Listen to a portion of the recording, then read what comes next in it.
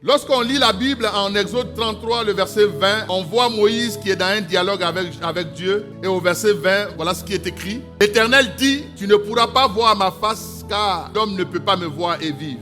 L'Éternel dit, voici un lieu près de moi, tu te tiendras sur le rocher. Quand ma gloire passera, je te mettrai dans le creux du rocher et je te couvrirai de ma main jusqu'à ce que j'ai passé. Et lorsque je retournerai ma main, tu me verras par derrière. Mais ma face ne pourra pas être vue. Nous avons ici une manifestation du don du discernement des esprits. Parce que ce qu'il faut savoir, c'est que le don du discernement des esprits a pour fondement principal de te révéler Dieu. C'est par le don du discernement des esprits que tu sais ce qui est de Christ et ce qui n'est pas de Christ. Et donc Moïse, déjà dans l'Ancien Testament, il avait une quête, il avait une soif. C'était de connaître Dieu. Moïse avait déjà vu Dieu dans sa gloire à travers le miracle. Parce que Moïse a ouvert la mer Rouge pour faire passer le peuple de Dieu. Donc le miraculeux était le quotidien de Moïse. Malgré cela, la soif ultime de Moïse, c'était de connaître Dieu. Et il disait à Dieu, Seigneur, fais-moi voir ta gloire. J'ai vu tes miracles, j'ai vu tes œuvres.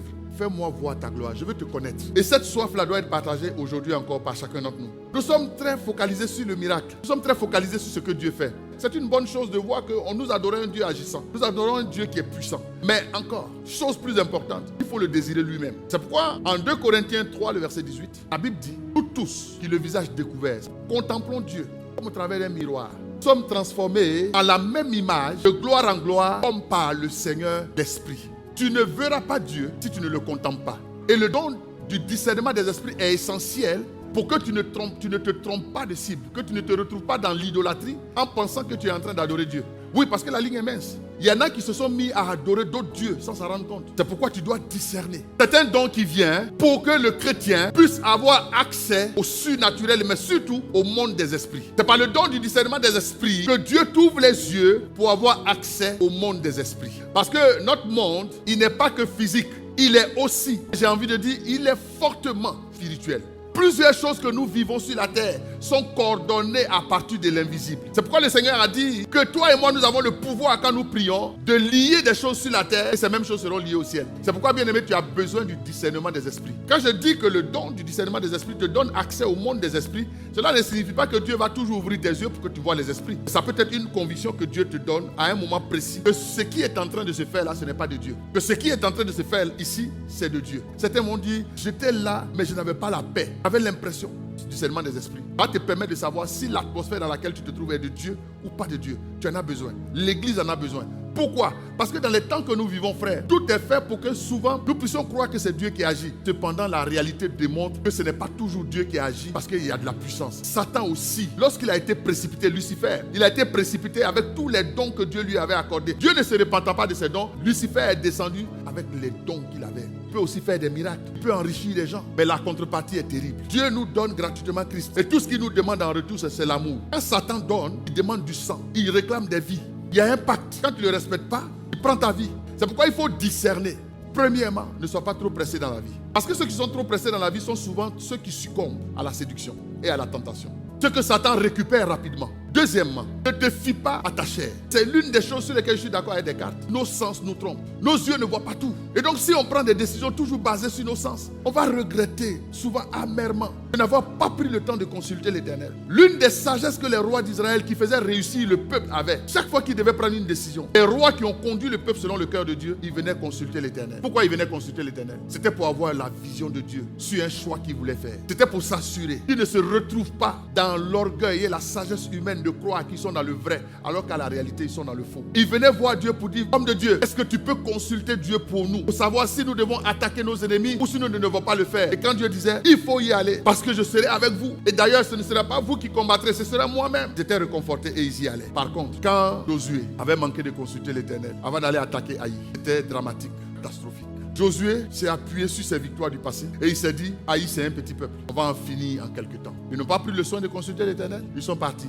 Et la Bible dit, ils ont perdu des hommes, laminés par le petit peuple d'Haï. Frère, je m'avais te dit qu'il y a des défaites que tu as subies lourdement parce que tu n'as pas consulté Dieu. Tu n'as pas discerné les saisons. Tu n'as pas été là pour laisser Dieu t'emmener à comprendre ce qui s'est passé dans l'atmosphère. Tu as besoin du discernement de l'esprit pour que tu puisses être prémuni de beaucoup de choses qui se passent dans notre environnement aujourd'hui et qui sont malheureusement pour toi et pour moi des pièges que nous devons éviter à tous les coups. Regardez bien aimé, est-ce que l'esprit de Python existe encore dans l'église aujourd'hui? Oui, il est là. Il annonce des choses qui sont vraies. Il peut donner le numéro de téléphone de quelqu'un. Il peut donner toute l'affiliation d'une personne. Mais c'est un esprit de Python.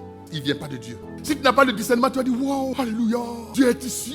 Dieu est là. Regarde, même mon numéro, on l'a donné. Il ne fait pas des démons. Tu as besoin du discernement des esprits, frère. Parce que plusieurs ont fait naufrage dans la foi, s'étant attachés aux signes. Pour Dieu, lorsqu'on parle des dons spirituels, le don est celui qui le manifeste. Dans deux considérations dont Dieu tient compte. Dieu ne tient pas juste compte du résultat. Dieu tient compte également du canal.